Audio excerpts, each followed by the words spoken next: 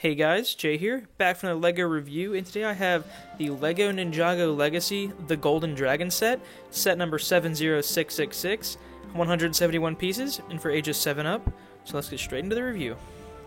Here we have our first minifigure, Lloyd Garmadon, in his golden ninja form, where he is an all-gold minifigure with the new ninja mask mold, which is actually double molded, so he has the green band on top.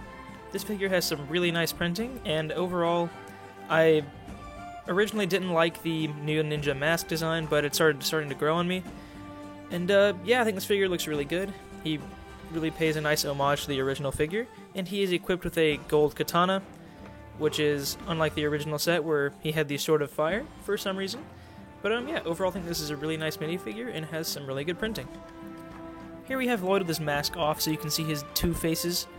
And yeah, his first face is a more angry face with his new green eyes that he's had since the LEGO Ninjago movie came out. And his second expression is more of a, less open-mouthed angry expression, but still equally as angered, it seems. So yeah, that's it for Lloyd Garmadon. Here we have our second minifigure, Overlord.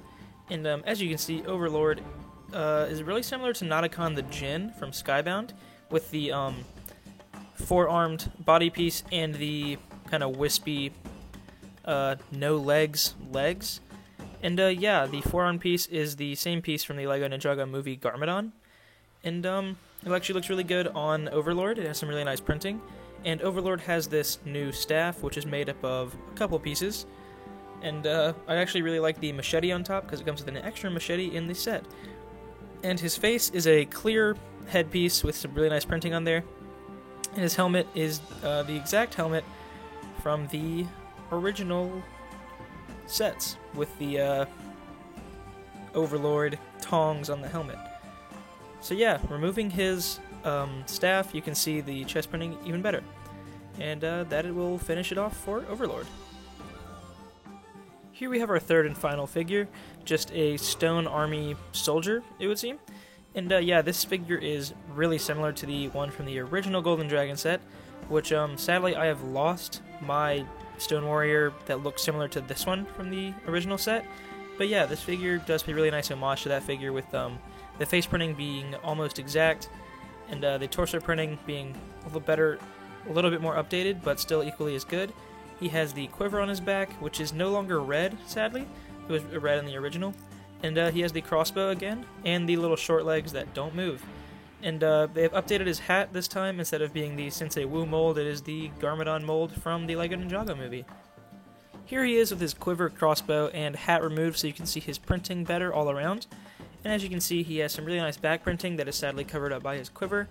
And you can see his face print, which is very good, really similar to the original. And yeah, I actually really like the original. So yeah, really glad to get this figure. Again, considering I lost my old one, yet I still have the other two figures from the original Golden Dragon set. Now going to the build of the set, the Golden Dragon. This build is really nice, but it is much smaller than the original build, or set. So yeah, this figure has some really nice detailing on it, with the dark green and the gold all around, with also some black and white, as you can see in the middle there. And yeah, overall I really like this build, surprisingly. I didn't think I would, considering the original one is always a dear place in my heart. But yeah, this one is just much more posable, and I think the size actually really works for it. Getting into the posability, we can start with the head or the neck. It can go up and down and side to side, and up and down and side to side on the other ball joint it has. Its mouth can open, and yeah. You're going to the arms. It has a ball joint at the body and a ball joint at the wing. And yeah, this can move around a ton. Here's a little hinge on the wing to pay homage to the original set, which had a ton of hinges on the wings. His wrist can move up and down, and his claws can move up and down on hinges. Now going to his legs, he has a ball joint at the upper hip, so that can move all the way around, well, more or less, because it's hindered by its own leg. The knee has a ball joint, and can move pretty much just back and forth, and his toes can move at separate angles. Each of the joints in the tail is a ball joint, so that can swing around pretty well, and the back is just on a couple hinges.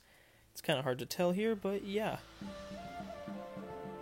And the flag can of course move up and down on a little ratcheted joint, but it usually just stays in one place. And going back to the head, it has a little stud shooter in his mouth to pay homage to the original set, which had a ball shooter. And now we can compare the old Golden Ninja on the left and the new one on the right. And yeah, judging by both of these, I still think I like the original one more just because it's a classic and fit with the suit theme for the time, which was the elemental robes, and I think they looked really good. Also, I love the gold shoulder pads just a lot more. But I do really like the new printed head for the Green Ninja, or the Gold Ninja, where he has the kind of gold energy going around his eyes, and the green eyes I actually think I like a lot more. But overall the detail in the new one is, more extensive, but yeah, I like the original one just for nostalgia reasons. And here you can see both of the golden dragons, squaring off. As you can see, the original one is much larger, but the new one has, I think, a lot more detail and more posability overall. And honestly, I can't decide a favorite, so I'll let you guys decide down in the comments below. So thank you all for watching, don't forget to rate, comment, and subscribe, and I'll catch you guys in the next one. Goodbye.